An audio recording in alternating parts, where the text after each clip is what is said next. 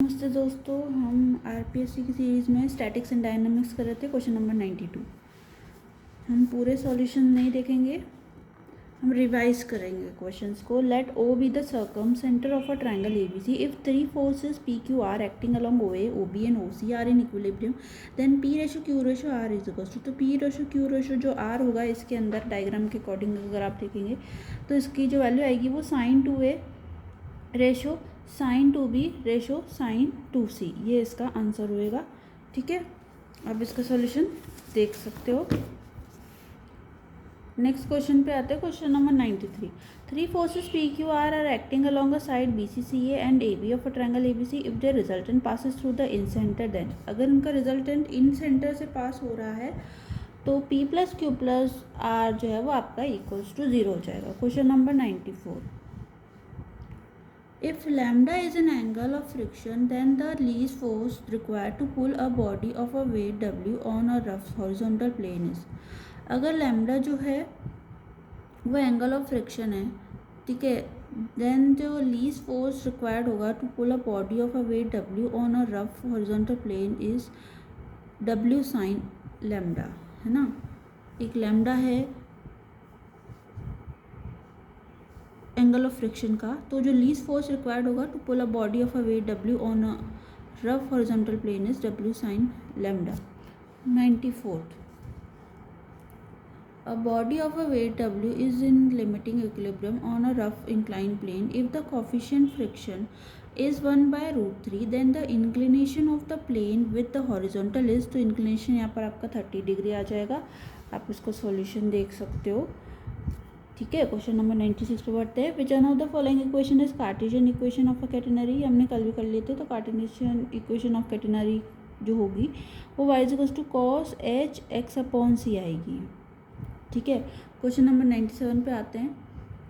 अगर एक पार्टिकल है वो डिस्क्राइब कर रहा है जो कर्व को r is equal to a e to the power theta with a constant angular velocity, then its radial acceleration is equal to, तो उसका रेडियल एक्सेलरेशन जो है आपका 0 के इक्वल हो जाएगा। ठीक है, आप इसका सॉल्यूशन देख सकते हो। क्वेश्चन नंबर 98 जो था कल का, if the tangential and normal component जो एक्सेलरेशन के हैं वो moving particle be always equal, जो वेलोसिटी होगी वो वेरी करेगी आपकी ई साइड के अकॉर्डिंग। ये हमने कल कर लिए थे क्वेश्चन। आज हम स्टार्ट करते हैं क्वेश्चन नंबर 99 से। क्वेश्चन नंबर 99 क्या कह रहा है कि एक पार्टिकल है जो कि एग्जीक्यूट कर रहा है एक सिंपल हार्मोनिक मोशन में, has an acceleration 8 centimetre per second square when its distance is 2 centimetre from the centre, then the time period will be, तो टाइम पीरियड हो जाएगा वो आपका पाई सेकेंड हो जाएगा। ठीक है, जो टाइम पीरियड होगा वो आपका पाई सेकेंड हो जाएगा। अगर एक पार्टिकल एग्जीक्यूट कर रहा है सिंपल हार्मोनिक मोशन को, has an acceleration 8 centimeter per second square when its distance 2 centimeter from the center, then the time period will be, तो टाइम पीरियड जो होगा आपका वो पाई सेकेंड हो जाएगा।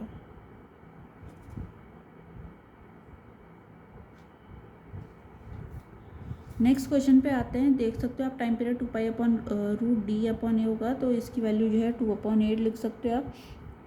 डिस्टेंस अपॉन एक्सेलरेशन और इसकी जो वैल्यू आ जाएगी पाई सेकेंड आ जाएगी। A particle moving with a simple harmonic motion has an amplitude a. Its distance from the center where the velocity is half of the maximum velocity will be. तो अगर एक particle है जो कि move कर रहा है सिंपल हार्मोनिक मोशन में, जिसका एम्पलीट्यूड आपको ए दे रखा है और डिस्टेंस जो है उसका सेंटर से where the velocity is half of the maximum velocity will be, d जो है वो प्लस माइनस a√3/2 है। ठीक है, ये इसका आंसर हो जाएगा। नेक्स्ट क्वेश्चन पे बढ़ते हैं हम, ये आप इसका सॉल्यूशन देख सकते हैं। Question number 101। If a particle is projected from a fix point with an initial velocity u at an angle lambda alpha with an horizontal, then the horizontal range will be, तो जो horizontal range होगी वो आपका u² sin 2 alpha upon g, ये आपकी horizontal range हो जाएगी। ठीक है, नेक्स्ट क्वेश्चन आता है। इसी तरह का एक क्वेश्चन पहले भी आया था हॉरिजॉन्टल रेंज का,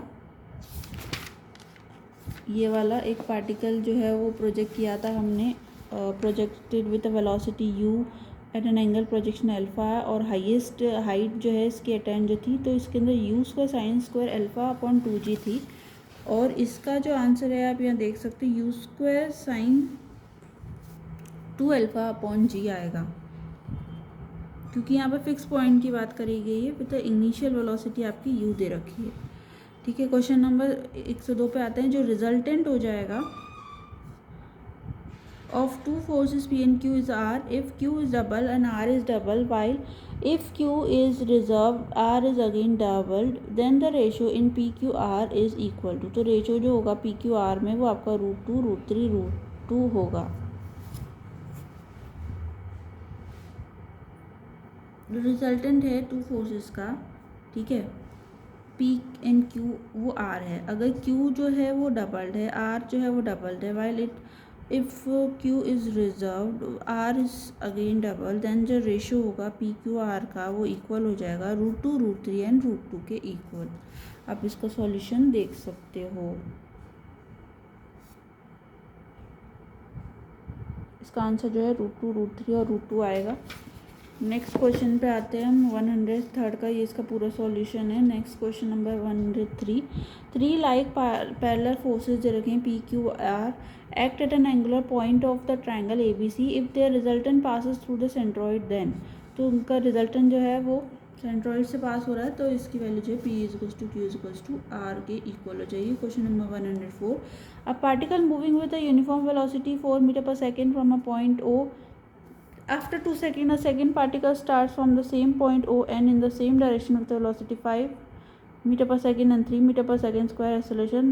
Where does the second particle meet the first? तो इसका आंसर जो है वो after 4 second since the first particle जो है वो start motion and at a 16 metre from O, ये इसका आंसर होगा। ठीक है, 4 सेकेंड्स के बाद जो है आपका फर्स्ट पार्टिकल वो मोशन में स्टार्ट करेगा और वो 16 मीटर डिस्टेंस पे होगा O पॉइंट से। ठीक है, नेक्स्ट क्वेश्चन पे हम पढ़ते हैं। क्वेश्चन नंबर 105, ये इसका आप देख सकते हो, इसके और ऑप्शंस थे और इसका सॉल्यूशन हमने निकाला किस तरह से है। क्वेश्चन नंबर 105 क्या कह रहा है, एक बॉडी है 10 kg की, वो फॉल कर रही है down from a 10 metre height and come to the rest after entering a 1 metre into a sand. The average resistance force of sand on the body is, तो उसका एवरेज रेजिस्टेंस फोर्स जो होगा वो आपका 100 kg wait हो जाएगा। ठीक है, आप इसका सॉल्यूशन भी देख सकते हो। नेक्स्ट क्वेश्चन पे बढ़ते हैं हम। Question number 106। एक पार्टिकल है जो कि हमने प्रोजेक्ट किया है with a velocity 39.2 metre per second at the angle of projection 30 degree from the horizon. तो जो पार्टिकल है will move in a perpendicular direction with its direction of projection after time interval of, तो time interval आपका 8 second होगा जब ऐसा होगा। ठीक है, जो पार्टिकल है वो मूव कर रहा है एक परपेंडिकुलर डायरेक्शन में with its direction of projection after time interval of 8 second. Question number 107 पे हम आते हैं। क्वेश्चन नंबर 107, इसका सॉल्यूशन थोड़ा लंबा है, आप देख सकते हो इस वाले क्वेश्चन का सॉल्यूशन। क्वेश्चन नंबर 107 क्या कहता है,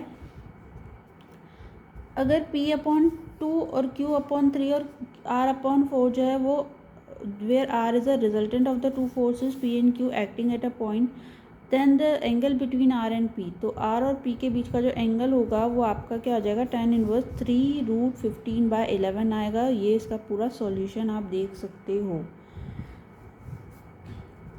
क्वेश्चन नंबर 108 पे आते हैं। अगर एक मूवमेंट है, if the movements of a given system of forces about 3 points 2,0, 0,2, 2,2 are 3, 4 and 10 units respectively, then the magnitude of resultant force, तो रिजल्टेंट फोर्स का मैग्नीट्यूड जो होगा वो √85/2 हो जाएगा। ठीक है, इसका सॉल्यूशन भी आप देख सकते हो, ये इसका पूरा सॉल्यूशन है, तो आंसर इसका √85/2 आ जाए। Question number 9, if mu is the coefficient of friction of rough surface and which of the following is true, तो इसमें जो है अगर वो रफ सरफेस के लिए है तो म्यू जो है आपका 1 और 0 के बीच में होगा और 1 के इक्वल होगा। 110 का क्वेश्चन देखते हैं। Which of the following forces should not be omitted in the equation of virtual work, तो वर्चुअल वर्क में कौन सी जो है ओमिटेड नहीं होगी in the equation of virtual work, तो वो जो आंसर जो है ट्रस्ट ऑफ अ रॉड हो जाएगा। Trust of a rod. Question number 111, एक ट्रू स्टेटमेंट बताना है for a common catenary is. तो कॉमन कैटेनरी के लिए ट्रू स्टेटमेंट जो होगा वो आपका आंसर इसका सी हो जाएगा, यानी y equals to cos of h by x is a Cartesian equation. ठीक है, ये आपको जो है कॉमन कैटेनरी के लिए जो ट्रू स्टेटमेंट है वो यही होगी, y equals to cos h upon x upon c is a Cartesian equation. ठीक है, नेक्स्ट क्वेश्चन है, if the radial and a transversal velocities of a particle are always proportional to each other then the path of the particle. तो particle का path जो होगा वो आपका equi angular spiral होगा।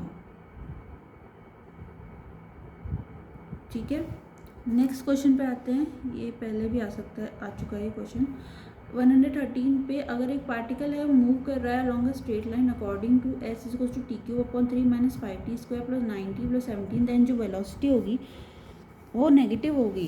कब होगी? व्हेन, जब वेलोसिटी आपकी नेगेटिव जब होगी जब वो 9 और 1 के बीच में होगा। नेक्स्ट क्वेश्चन नंबर 114 पे आते हैं हम।